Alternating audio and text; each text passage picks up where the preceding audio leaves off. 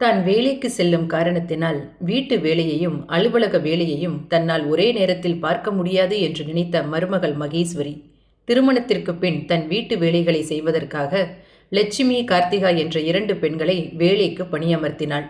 ஆனால் மாமியார் பார்வதியோ எப்போதும் அந்த பணிப்பெண்களை குறை சொல்லிக் கொண்டே இருப்பாள். ஒரு கட்டத்தில் இவர்களிடம் தன்னால் வேலை செய்ய முடியாது என்று நினைத்த லட்சுமி மற்றும் கார்த்திகா இருவரும் 2 மாதத்திலேயே அங்கிருந்து சென்று விட்டனர். அதன் பிறகு மகேஸ்வரி ராஜி என்ற 19 வயது நிரம்பிய ஒரு வேலைக்கார பெண்ணை வீட்டு வேலைக்காக பணி அமர்த்தினாள். அன்று ராஜி எப்போதும் போல சமையலறையில் கிடந்த பாத்திரங்களை ஒவ்வொன்றாக கழுவிக் கொண்டிருந்தாள். அப்போது வேலைக்கு செல்லும் நேரமாகிவிட்டதால் 2 இட்லியை வாயில் போட்டு முழுங்கிவிட்டு கையில் எச்சி தட்டுடன் அங்கே வந்த மகேஸ்வரி அங்கே பாத்திரங்களை கழுவிக் கொண்டிருந்த வேலைக்காரி ராஜியை பார்த்ததும் ஒரு சிறிய புன்னகை புரிந்தபடி அங்கே ராஜியை பார்த்து, ராஜி, நீ பாத்திரங்களை சுத்தமா கழுவுறதில்லைன்னு அத்தை அடிக்கடி குறை சொல்லிக்கிட்டே இருக்காங்க. பாத்திரம் கழுவும் போது கொஞ்சம் நல்லா கழுவு என்று சொன்னாள். அதற்கு ராஜி, அம்மா, நான் நல்லா தான் கழுவுறேன். ஆனா பார்வதி அம்மாவுக்கு தான் என்னை கண்டாலே பிடிக்கிறதில்ல. எப்பவும் என் வேலையில ஏதாவது குறை கண்டுபிடிச்சிக்கிட்டே இருக்காங்க. அது மட்டும் இல்லம்மா, நான் வேலை செய்யும் போது என் பின்னாடி வந்து நின்று நான் என்ன வேலை செய்கிறேன், என்ன பண்ணுறேன்னு கண்காணிச்சுக்கிட்டே இருப்பாங்க. நான் ஒரு முறை பாத்திரம் கழுவுனா கூட நான் சரியா கழுவலேன்னு சொல்லுவாங்க என்று சொன்னாள். அதை கேட்டதும் மகேஸ்வரி, இங்க பாரு ராஜி, உனக்கு அத்தையோட குணம் தெரிஞ்சது தானே? அவங்க அப்படிதான், வயசானவங்க. அவங்க ஏதாவது சொன்னா சொல்லிட்டு போகட்டும். நீ அதை கண்டும் காணாமலும் இங்க வேலை செஞ்சா போதும். சரி, எனக்கு ஆஃபீஸுக்கு போக டைம் ஆயிடுச்சு, நான் போயிட்டு வரேன் என்று சொல்லிக்கொண்டே அங்கிருந்து செல்லத் தொடங்கினாள். உடனே ராஜி, அம்மா, அம்மாவுக்கு கர்ப்பப்பை ஆப்ரேஷன் பண்ணதுக்கு பிறகு செக்கப்புக்கு கூட்டிட்டு வர சொல்லி டாக்டர் சொல்லியிருந்தாரு. நான் போன வாரமே அம்மாவை ஹாஸ்பிட்டல் கூட்டிட்டு போயிருக்கணும். கையில் காசு இல்லாததால் என்னால் அம்மாவை ஹாஸ்பிட்டல் கூட்டிட்டு போக முடியல. என்னோட அடுத்த மாத சம்பளத்தை இந்த மாதம் நீங்கள் அட்வான்ஸாக கொடுத்தீங்கன்னா நான் அம்மாவை ஹாஸ்பிட்டல் கூட்டிட்டு போயிட்டு வர எனக்கு ரொம்ப உதவியாக இருக்கும் என்று சொன்னாள். அதற்கு மகேஸ்வரி, ஐயையோ சாரி ராஜி, நான் மறந்தே போயிட்டேன். இப்போ என் கையில் காசு இல்லை. இன்னைக்கு தான் என்னுடைய சம்பள நாள்.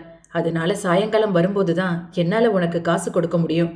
இன்னைக்கு என்னுடைய கணவர் ரகு வரதா சொன்னாரு. நான் அவர்கிட்ட ஒரு வார்த்தை சொல்லிட்டு போறேன். நீ அவர்கிட்ட கேட்டு வாங்கிக்கோ. அப்புறம் இன்னைக்கு அவருடைய ஃப்ரெண்டு 2 பேர் வீட்டுக்கு வரதா சொல்லியிருக்காங்க. ஃப்ரிட்ஜில் மீனும் சிக்கனும் வாங்கி வச்சிருக்கேன். நீ அதை வீட்டுக்கு போறதுக்கு முன்னாடி பொறிச்சு கொடுத்துட்டு போ என்று சொல்லிவிட்டு அங்கிருந்து சென்று விட்டாள்.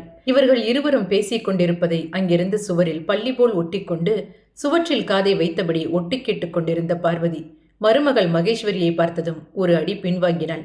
அதை கவனித்த மகேஸ்வரி, என்ன பண்றீங்க என்று கேட்க எதுவும் பேசாத பார்வதி, இந்த பக்கமாவா என்று அவள் கையை பிடித்து இழுத்து கொண்டு அவள் அறைக்குள் சென்றாள். அங்கே சென்றதும், உனக்கு கொஞ்சமாவது அறிவிருக்கா மகேஸ்வரி? அவதான் காசு கேட்டானா? நீ இல்லைன்னு சொல்ல வேண்டியது தானே? எதுக்காக அவ கேட்டதும் கொடுக்கறேன்னு சொல்ற? அவ உன்கிட்ட பொய் சொல்றா. என்னது, அவ பொய் சொல்றாளா? ஆமா, அவளும் அவளுடைய வெள்ளத்தோளும் இப்படி உன்கிட்ட பொய் சொல்லி காசு வாங்கி அந்த பணத்தை கொண்டு போய் கடையில புதுசா சேலையும் வளையலும் வாங்கிட்டு வெள்ளத்தோலை காட்டி ஜிவ்வுன்னு சிங்காரிச்சு எல்லாரையும் மயக்கணும்னு முடிவு பண்ணிட்டா போல. அது புரியாம நீயும் எல்லாத்துக்கும் தலையாட்டிட்டு வர்ற என்று சொல்ல உடனே கோபத்தில் மகேஸ்வரி, அத்தை, ஏன் இப்படி பேசுறீங்க? ராஜி பாவம், சின்ன பொண்ணு. அவளுக்கு நம்மளை விட்டா வேற யார் இருக்கா?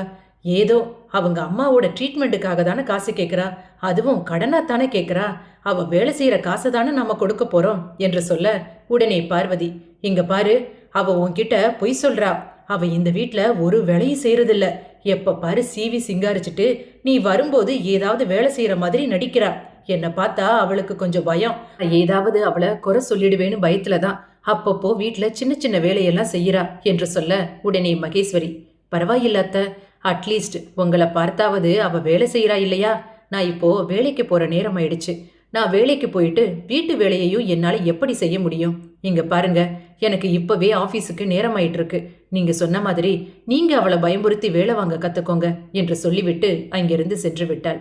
அவள் அங்கிருந்து சென்றதும் பார்வதி, ஆமா, என்ன கேட்டாலும் ஆபீஸுக்கு போகணும், நேரம் ஆயிடுச்சுன்னு இந்த ஒத்த வார்த்தையை சொல்லி நம்ம வாயை அடைச்சிட வேண்டியது. இவளுக்கு மட்டும் பணத்தை கொடுக்கட்டும், அப்புறம் இருக்கு கச்சேரி என்று முணுமுணுத்தபடியே அங்கிருந்து சென்றாள். பின்பு சமையலறைக்குள் நுழைந்த பார்வதி அங்கே பாத்திரம் கழுவி அலைமாரியில் வைத்துக் கொண்டிருந்த ராஜியை பார்த்து, என்னடி அவ்வளவு பாத்திரம் சிங்கில கடந்தது? அதுக்குள்ள எல்லாத்தையும் கழுவி முடிச்சிட்டியா என்று கேட்க அதற்கு ராஜி, ஆமா என்று மென்மையான குரலில் பதிலளித்தாள். அதை கேட்டதும் கோபத்தில் பார்வதி, அங்கு கழுவி வைத்திருந்த தட்டை எடுத்து முகர்ந்து பார்த்தாள். உடனே, என்ன இது, இப்படி கெட்ட வாடை வருது? சாப்பிட்ட சாப்பாட்டோட வாடை அப்படியே வருது. ஏய் ராஜி, பாத்திரத்தை நல்லா கழுவுனியா இல்லையா? பாரு, பாத்திரத்துல அப்படியே சாப்பாட்டோட வாடை வருது. நான் உங்ககிட்ட எத்தனை முறை சொல்லியிருக்கேன், சோப்பு கொஞ்சம் கூட போட்டு 2-3 முறை தண்ணியில் அலசி பாத்திரத்தை நல்லா தொடச்சு கழுவி வைக்கணும்னு. இது கூடவா நான் உனக்கு சொல்லி தரணும்? இந்தா, திரும்பவும் இந்த பாத்திரத்தை எல்லாம் தேய்ச்சி கழுவு என்று அனைத்து பாத்திரங்களையும் கொண்டு வந்து மீண்டும் சிங்கில் போட்டாள். அதை பார்த்ததும் ராஜியின் கண்களிலிருந்து கண்ணீர் வடிந்தது. பார்வதியை எப்படி சமாளிப்பது என்று தெரியாத ராஜி மீண்டும் பாத்திரங்களை கழுவத் தொடங்கினாள். அப்போது பார்வதி ராஜியை பார்த்து, இதற்கு முன்பு நீ இப்படிதான் வேலை செஞ்சிருப்ப போல, அதனாலதான் உன் வேலை பிடிக்காம உன்னை 2 மாசத்திலேயே வெளியே அனுப்பிட்டாங்க. ஏண்டி, நான் இவ்வளவு பேசுறேனே, எதுவும் பேசாம இப்படி அமைதியா நிக்கிற, வாயில என்ன வச்சிருக்க என்று பார்வதி கேட்க, உடனே கோபத்தில் ராஜி, அம்மா, நான் செய்யற வேலையில குறை கண்டுபிடிக்கணும்னு நீங்க முடிவு செஞ்சிட்டீங்க. உங்ககிட்ட பேசி என்னால ஜெயிக்க முடியுமா? எனக்கு நிறைய வேலை இருக்கு என்று சொல்லிவிட்டு மீண்டும் பாத்திரங்களை கழுவ சென்றாள். அதை பார்த்து கோபமான பார்வதி, பெரிய நாடகக்காரியாயிருப்பா போல, மனசுக்குள்ள வக்கீல்னு நினப்பு. அதான் 12வது படிச்சிருக்கா இல்லையா, கேட்ட கேள்விக்கு பாயிண்டா பதில் சொல்றா என்று முணுமுணுத்தபடியே அங்கிருந்து சென்றாள். வீட்டு வேலை அனைத்தையும் முடித்துவிட்டு மீண்டும் ராஜி வீட்டிற்கு வெளியே கிடந்த குப்பைகளை தென்னை துடைப்பத்தை வைத்து சுத்தம் செய்து கொண்டிருந்தாள். அப்போது கார் சத்தம் கேட்டு நிமிர்ந்து பார்க்க அங்கே ரகுநாதன் கருப்பு நிற பெரிய காரில் 2 மாதங்களுக்கு பிறகு தன் வீட்டிற்கு வருவதை கண்டாள். உடனே மகிழ்ச்சியில் இடுப்பில் சொருகியிருந்த சேலையை கீழே இறக்கிவிட்டபடி கையில் இருந்த துடைப்பத்தை ஒரு ஓரமாக வைத்துவிட்டு காரில் இருந்து இறங்கி வந்த தன் வீட்டு முதலாளி ரகுநாதனை பார்த்து தன் முதுகை குனிந்தபடி, ஐயா வணக்கமுங்க என்று சொல்லிக்கொண்டே காரின் ஒரு ஓரமாக நின்றாள். அப்போது அங்கே வந்த பார்வதி மகன் ரகுநாதனை பார்த்து, என்னப்பா ரகு, நாளை காலையில தானே வரேன்னு சொன்ன, அத்திப்பூத்த மாதிரி திடீர்னு வந்துட்டியே என்று கேட்க, உடனே ரகுநாதன், அம்மா, நான் நாளைக்கு தான் வரதா இருந்தது, ஆனா வேலை முடிஞ்சிருச்சு. இனிமே எனக்கு அங்கே என்ன வேலை இருக்கு, அதனால தான் உன்னையும் பசங்களையும் பார்க்கலாமேன்னு உடனே டிக்கெட் புக் பண்ணி பறந்து வந்துட்டேன். அப்புறம் ஒரு முக்கியமான விஷயம், இன்னைக்கு என்னோட ஃப்ரெண்டு கிருபாவும் தணிக்காச்சலமும் நம்ம வீட்டுக்கு வரதா சொல்லியிருக்காங்க. அதனால ராஜிக்கிட்ட சொல்லி வாய்க்கு ருசியா சமைக்க சொல்லு என்று சொல்ல, அதை கேட்டு பார்வதி சிரித்தபடியே, அதெல்லாம் சரிதான், நான் அவகிட்ட சொல்லி ருசியா சமைக்க சொல்றேன். ஆனா வர்றவங்க வந்தோமா சாப்பிட்டோமா கிளம்புனோமான்னு இருக்கணும், வீட்டில் தங்குற வேலையெல்லாம் வச்சுக்க கூடாது, புரிஞ்சதா என்று சொல்ல, உடனே ரகுநாதன், தேவி பேச்சுக்கு மறு பேச்சு பேச முடியுமா என்று சொல்லி வாயில் கை வைத்து கொண்டான். அதை கேட்ட பார்வதிக்கு சிரிப்பு வந்தது. சிரிப்பு வந்தால் சிந்தனை போய்விடும் என்பது போல அவளும் சிரித்தாள். உடனே ரகு ராஜியை பார்த்து, ராஜி, எனக்கு நாளைக்கு காலையில ஒரு முக்கியமான மீட்டிங் இருக்கு, அதனால காரை நல்லா தண்ணீர் ஊற்றி தொடச்சு சுத்தம் பண்ணி வை. பிறகு என்னோட லக்கேஜ் எல்லாம் கார்ல இருக்கு, அதை எடுத்துட்டு போய் என்னோட ரூம்ல வச்சிரு என்று சொன்னான். உடனே ராஜி காரை திறந்து அங்கிருந்த லக்கேஜை உருட்டி கொண்டு சென்றான். அதை பார்த்து கோபமான பார்வதி, ஏண்டி என்ன பண்ற, அதெல்லாம் நிறைய காசு கொடுத்து வாங்கின பொட்டி, அதை இப்படியா மண்ணில் உருட்டிட்டு கொண்டு போவ, அதை கையில தூக்கி தலைமையில வச்சு அவர் ரூம்ல கொண்டு போய் வைக்கணும் என்று சொல்ல, உடனே பயத்தில் ராஜி பெட்டியை எடுத்து தன் தலையில் வைத்தபடி வீட்டிற்குள் சென்றாள். அதை கவனித்த ரகு, அம்மா, அந்த பொட்டி தரையில் உருட்டிக்கிட்டு போற மாதிரி தான் வடிவமைக்கப்பட்டிருக்கு, அதுக்காக தான் அதுல சக்கரம் போட்டிருக்காங்க, அது அப்படிதான் கொண்டு போகணும், இதை எதுக்காக அவளை தூக்கி சுமந்துட்டு போக சொல்ற என்று கேட்க, டேய், இதெல்லாம் உனக்கு ஒன்றும் தெரியாதுடா, நீ சும்மா இரு, இந்த வேலையெல்லாம் செய்யத்தானே நாம அவளுக்கு காசு கொடுக்கிறோம், அப்புறம் என்ன என்று சொல்லிக்கொண்டே அவனை வீட்டிற்குள் அழைத்து சென்றாள். அதை கேட்டதும் ரகு மனதிற்குள் கள்ளும் கனிந்து உருகும், ஆனால் சிலர் மனம் மட்டும் மாறாது என்று நினைத்தான். அன்றைய நாள் வீடு முழுவதும் சலசலப்புடனும் உயிர்ப்புடனும் காணப்பட்டது. பிறகு ராஜி ஃப்ரிட்ஜில் இருந்த மீனை மசாலா தடவி சூடான தவாவில் எண்ணெய் ஊற்றி பொரித்து கொண்டிருந்தாள். அப்போது சமையல் அறைக்குள் நுழைந்த ரகு, ஓஹோ, மீன் வாசனை ஆளை தூக்குது என்று சொல்லிக் கொண்டிருக்க காரின் சத்தம் கேட்டதும், 2 பேரும் வந்துட்டாங்க போல, ராஜி மீனை பொறிச்சு வெளியே எடுத்துட்டு வா என்று சொல்ல, உடனே அவள், சரிங்க ஐயா என்று மெல்லிய குரலில் சொல்லிக்கொண்டே ரகுவை பார்த்து, ஐயா, அம்மா உங்ககிட்ட அட்வான்ஸ் பணம் வாங்கிக்க சொன்னாங்க என்று மெல்லிய குரலில் சொல்லத் தொடங்கினாள். அதை கேட்டதும் அவன், அப்படியா, ஆனா மகேஸ்வரி என்கிட்ட எதுவும் சொல்லலையே, சரி, நான் அவகிட்ட ஒரு வார்த்தை கேட்டுட்டு சொல்றேன் என்று சொல்லிவிட்டு அங்கிருந்து சென்று விட்டான். அவன் அங்கிருந்து சென்றதும் சமையலறைக்குள் நுழைந்த பார்வதி, ஏண்டி என்னடி பண்ணிட்டு இருக்க என்று கேட்க, அப்போது ராஜி, அம்மா, ஐயா மீன் பொறிச்சு அவங்க ஃப்ரெண்ட்ஸுக்கு கொண்டு வந்து கொடுக்க சொன்னாருமா, அதான் அடுப்புல எண்ணெய் ஊத்தி சூடா மீனை பொரிச்சிட்டு இருக்கேன் என்று சொன்னாள். அதற்கு பார்வதி, சரி சரி, எல்லாரும் வந்து நேரமாச்சு, நீ சீக்கிரத்துல பொரிச்சு கொண்டு போய் கொடு. பிறகு எனக்கு தலை வலிக்குது, கொஞ்சம் தலை சுத்துற மாதிரி இருக்கு. கொஞ்ச நேரம் காலை நீட்டி மெத்தையில அசந்து படுத்தா நிம்மதியா இருக்கும். நான் போய் தலையை சாய்க்கிறேன், நீ பாத்துக்கோ என்று சொல்லிவிட்டு அங்கிருந்து சென்று விட்டாள் பார்வதி.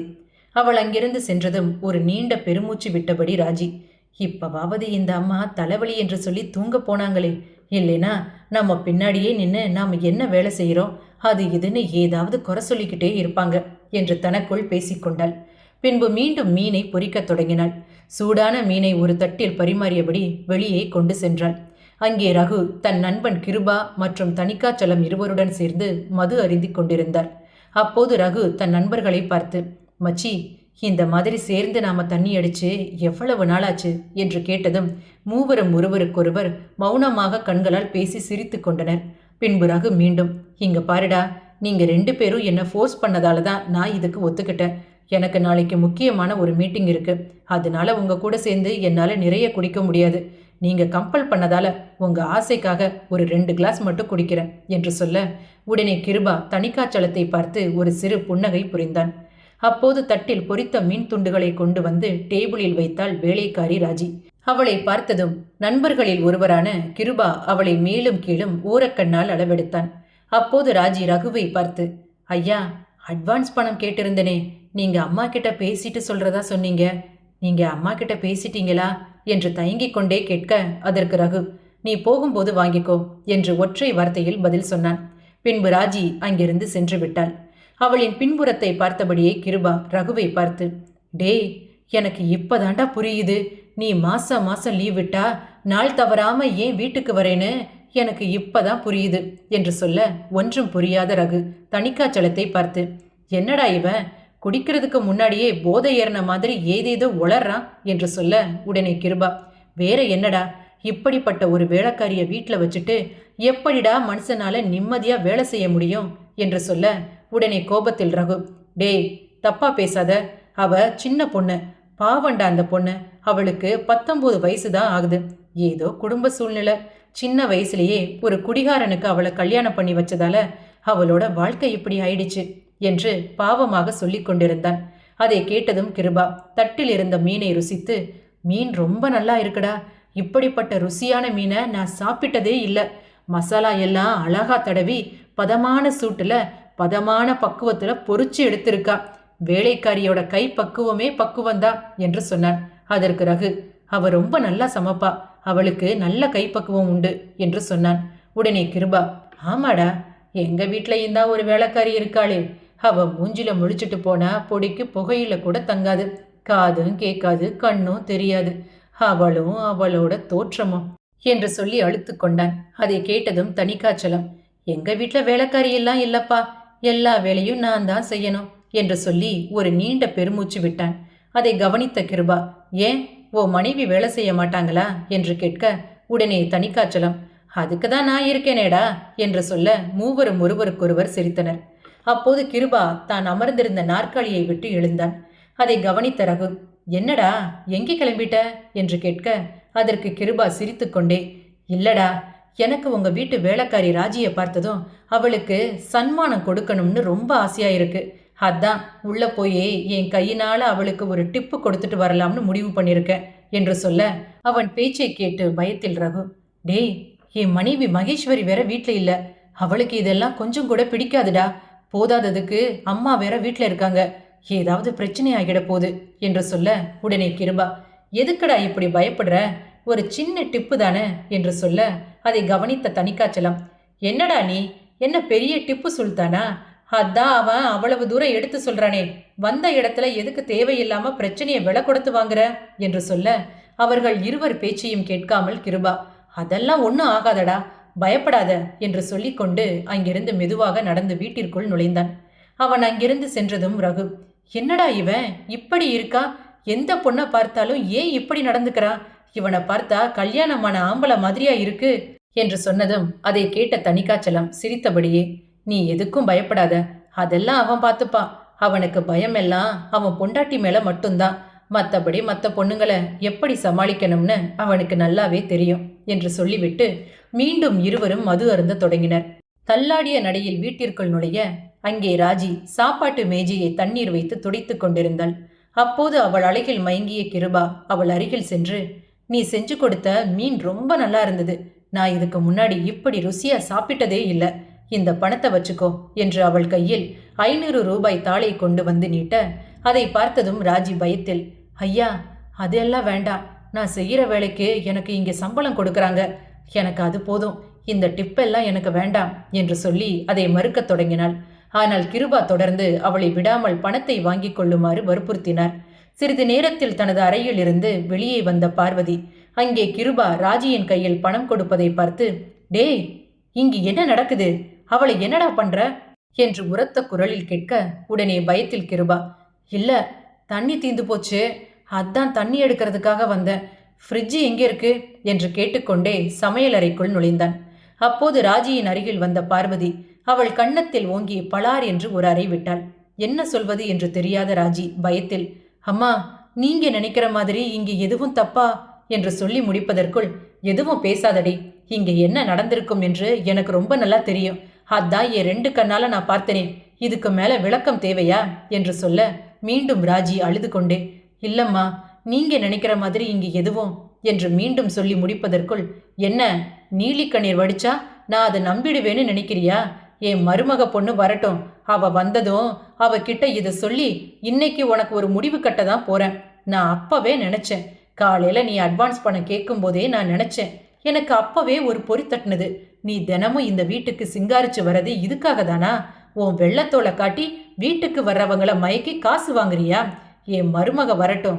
அவ வந்ததுக்கு பிறகு உனக்கு ஒரு முடிவு கட்டுறேன். இல்லைனா இந்த வீட்டில் நடந்ததை கயிறு திரிக்கிற மாதிரி நீ வெளியில போய் உன் இஷ்டத்துக்கு வேற மாதிரி பொய் சொல்லிட்டு போயிடுவ. அப்புறம் எங்க குடும்பமானம் தானே காத்துல பறக்கும் என்று கோபத்தில் கத்த, பார்வதியின் பேச்சை கேட்டு ராஜி, அம்மா, நீங்க நினைக்கிற மாதிரி எதுவும் இங்க நடக்கல. அவர்தான் என் கையில டிப்பு கொடுக்கறதா என்னை வற்புறுத்தி கையில பணம் கொடுத்தாரு. நான் அதை வாங்க மறுத்துட்டு தான் இருந்தேன் என்று சொல்ல அதை நம்பாத பார்வதி, இனிமே நீ எதுவும் பேச வேண்டாம். எனக்கு எல்லாம் தெரியும். நீ இந்த வீட்டை விட்டு வெளியே போகக்கூடாது. சாயங்காலம் மகேஸ்வரி ஆபீஸ்ல இருந்து வரட்டும். உனக்கு ஒரு முடிவு கட்டிட்டு உன்னை இந்த வீட்டை விட்டு மொத்தமா வெளியே அனுப்புறேன் என்று கோபமாக சொல்லிவிட்டு அங்கிருந்து சென்று விட்டாள். அலுவலக வேலை முடிந்துவிட்டு தன் மகளை தன் கையோடு அழைத்து கொண்டு வீட்டிற்கு வந்த மகேஸ்வரி வாசல் படியில் அமர்ந்திருந்த மாமியார் பார்வதியை பார்த்து, மகேஸ்வரியின் மகள், பாட்டி, அப்பா இன்னைக்கு வீட்டுக்கு வரதா சொன்னாரே, அப்பா வந்துட்டாரா என்று கேட்டதும் பார்வதி, உங்க அப்பா வந்தாச்சு. ஃப்ரெண்ட்ஸ் கூட சேர்ந்து குடிச்சிட்டு போதையில ரூம்ல படுத்து கிடக்குறான், போய் பாரு என்று சொல்ல குழந்தையானது மகேஸ்வரியின் முகத்தை நிமிர்ந்து பார்த்தது. குழந்தைக்கு எப்படி சொல்லி புரிய வைப்பது என்று தெரியாத மகேஸ்வரி, நீ உள்ள போ என்று சொல்லி அவளை உள்ளே அனுப்பினாள். குழந்தை சென்றதும் பார்வதி, இன்னைக்கு வீட்டில் என்ன நடந்ததுன்னு தெரியுமா என்று சொல்லத் தொடங்க மகேஸ்வரி ஒன்றும் புரியாமல், என்ன ஆச்சு என்று மெதுவாக கேட்டாள். தண்ணி தாகமாயிருக்கேன்னு தண்ணி குடிக்கலாமேன்னு சமையல் கட்டுக்கு வந்தா அங்கே இந்த வேலைக்காரி ராஜி இருக்காளே, அவள் கிருபாகரனை மயக்கி காசு வாங்குறத 2 கண்ணால பார்த்தேன் என்று சொன்னதும் கோபத்தில் மகேஸ்வரி, நீங்க நேர்ல பாத்தீங்களா? எதுக்கு இப்படி ஒரு அப்பாவி பொண்ணு மேல தேவையில்லாம இப்படி பழி சுமத்துறீங்க என்று சொன்னதும் உடனே கோபத்தில் பார்வதி, ஆமா, நான் அவ மேல பழி சுமத்துறேன் பாரு. நான் இதை என் 2 கண்ணால பார்த்தேன். அதனாலதான் அவளை வீட்டை விட்டு கூட வெளியே அனுப்பாம நீ வந்ததும் உன்கிட்ட பேசி அவளுக்கு ஒரு முடிவு கட்டணும்னு அவளை அங்கே உட்கார வச்சிருக்கேன் என்று சொன்னதும் மகேஸ்வரி, என்னத்த நீங்க இப்படி வீட்டுக்கு வர வேலைக்காரங்களை எல்லாம் ஏதாவது குறை சொல்லி அனுப்பிட்டே இருந்தா பிறகு வீட்டு வேலைக்கு யார் வருவா? நான் ஆபீஸுக்கும் போயிட்டு வீட்டு வேலையையும் என்னால எப்படி ஒரு ஆளா செய்ய முடியும் என்று சலித்து கொண்டாள். அதை கேட்டதும் பார்வதி, அதுக்கு நான் என்ன பண்ணுவேன்? எல்லார் வீட்லயும் தான் வேலைக்காரங்க வைக்கிறாங்க. அங்கேயெல்லாம் எந்த ஒரு பிரச்சனையும் இல்லை. ஆனா இந்த வீட்டோட ராசியோ என்னமோ, வீட்டுக்கு வர வேலைக்காரங்க எல்லாம் இப்படிதான் இருக்கு. நான் என்ன செய்ய? அதுக்காக அவ பண்ண தப்ப நியாயப்படுத்த முடியுமா? நம்ம வீட்ல ஒரு சின்ன பொண்ணு வளர்றா. இவ நடத்தைய பார்த்து அவ கத்துக்க மாட்டான்னு என்ன நிச்சயம் இருக்கு என்று சொன்னதும் மகேஸ்வரி, சரி, இப்ப ராஜி எங்க என்று கேட்க உடனே பார்வதி, நீயே போய் அவகிட்ட என்ன நடந்ததுன்னு கேட்டு தெரிஞ்சுக்கோ. அவ பின்னாடிதான் இருக்கா என்று சொல்லி அவளை அனுப்பி வைத்தாள். மகேஸ்வரி வேக வேகமாக பின்புறமாக சென்றாள். அங்கே மூக்கை முந்தானையில் சிந்தியபடி கண்களில் கண்ணீர் வடிய ஒரு மூலையில் அமர்ந்திருந்த ராஜியை பார்த்து மகேஸ்வரி, ராஜி, என்ன ஆச்சு? அத்தை வந்ததும் வராததுமா உன்னை பத்தி ஏதேதோ குறை சொல்றாங்க என்று சொல்ல கண்களில் கண்ணீர் வடிய ராஜி, அம்மா, நீங்க நினைக்கிற மாதிரி நான் எந்த தப்பும் செய்யல. ஐயாவோட நண்பர் தான் தேவையில்லாம என்னை வற்புறுத்தி என் கையில பணம் கொடுத்தாரு. அப்ப கூட எனக்கு இந்த பணம் எல்லாம் வேண்டாம் என்று நான் அவர்கிட்ட எத்தனையோ முறை எடுத்து சொன்னேன். ஆனா அவர்தான் என் கையை பிடிச்சி என் கையில காசு கொடுத்தாரு. அப்ப அம்மா வந்து எங்க 2 பேரையும் பார்த்து தப்பா பேசினதும் இல்லாம என் கன்னத்துல அடிச்சிட்டாங்க. அம்மா, நாங்க ஏழைங்க தான். 4 வீட்டுல வேலை செஞ்சுதான் எங்க வயித்த கழுவுறோம். அந்த ஆண்டவன் காசு பணத்துல எங்களுக்கு குறை வச்சது என்னமோ உண்மைதான். ஆனா மானத்தை வித்து பொழைக்கிற அளவுக்கு நாங்க தன்மானத்தை இழக்கல என்று சொல்ல உடனே மகேஸ்வரி கண்களில் இருந்து கண்ணீர் வடிந்தது. அவள் கண்களில் இருந்து வடிந்த கண்ணீரை பார்த்து கோபமான மகேஸ்வரி, இங்க பாரு ராஜி, எனக்கு உன்னை பத்தி ரொம்ப நல்லா தெரியும். நீ கண்டிப்பா இப்படிப்பட்ட ஒரு தப்பு செய்யற பொண்ணு இல்ல. நீ 6 மாசமா இந்த வீட்டுல வேலை செய்யற. எனக்கு உன்னை பத்தி தெரியாதா என்று சொல்லிக்கொண்டே அவள் கையை பிடித்தபடி வீட்டிற்குள் தரதரவென்று இழுத்து சென்றாள். அங்கே சோஃபாவில் அமர்ந்திருந்த பார்வதியை பார்த்து, ரகு எங்க என்று கேட்க, அவ ரூம்ல படுத்திருக்கா. இப்ப எதுக்கு தேவையில்லாம அவனை கூப்பிடுற? முதல்ல இவளுக்கு ஒரு வழி சொல்லு என்று சொல்ல உடனே கோபத்தில் மகேஸ்வரி, இன்னைக்கு 2ல ஒரு முடிவு தெரிஞ்சாகணும். ரகு, ரகு என்று ரகுவின் பெயரை ஏலம் விட்டது போல 3 முறை சொன்னாள். தூக்கத்தில் இருந்து விழித்த ரகு அங்கே வந்து நிற்க, தன் மனைவி மகேஸ்வரி கோபத்தில் நிற்பதை பார்த்ததும், என்ன நீ வந்ததும் வராததுமா ஏன் இப்படி கத்துற என்று கேட்க உடனே மகேஸ்வரி, என்னங்க, நீங்க வீட்டுக்கு கூட்டிட்டு வரதா இருந்தா ஒரு நல்ல ஃப்ரெண்டை உங்களால வீட்டுக்கு கூட்டிட்டு வர முடியாதா என்று கேட்டதும், என்ன நீ இப்ப என்ன நடந்து போச்சுன்னு இப்படி கோபமா பேசுற? ஆமா, எனக்கு பைத்தியம் பிடிச்சிருக்க பாருங்க. அதான் வந்ததும் வராததுமா உங்ககிட்ட கோபமா எடுத்தெறிஞ்சு பேசுறேன். ஏன் நான் ஏன் இப்படி பேசுறேன்னு உங்களுக்கு தெரியாதா? உங்க அம்மா காலையில இந்த வீட்டுல என்ன நடந்ததுன்னு உங்ககிட்ட சொல்லலையா என்று கேட்டதும் ரகு, இங்க பாரு மகேஸ்வரி, கிருபா பண்ணது தவறுதான். அதுக்காக நான் அப்பவே அவனை திட்டி வீட்டை விட்டு வெளியே அனுப்பிட்டேன். தயவு செஞ்சு இதை பெருசுப்படுத்தாம விடு என்று கெஞ்சி கேட்டுக்கொண்டான்.